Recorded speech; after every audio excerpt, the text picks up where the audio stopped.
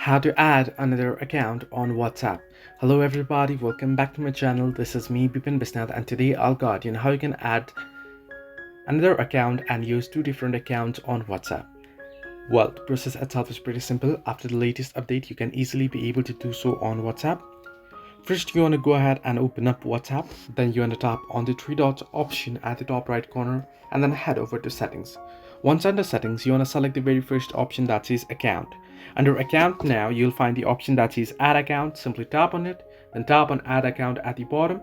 Then here, it'll ask you for permissions and such. You can see, tap on agree and continue, enter in your phone number, tap on next, make sure you enter in your country code correct. You'll get the login code. You want to enter in the code and then you are good to go. Then once you have added it, it's easier to switch in between your accounts. How you can do so, let me show you. You want to tap on the three dots at the top right corner on your home page, and below settings you'll find the option that says switch account. So this is the way that you can add another account on WhatsApp. Hope this helped you. Do like and subscribe, and do not forget to leave a comment down below if you have any further issues.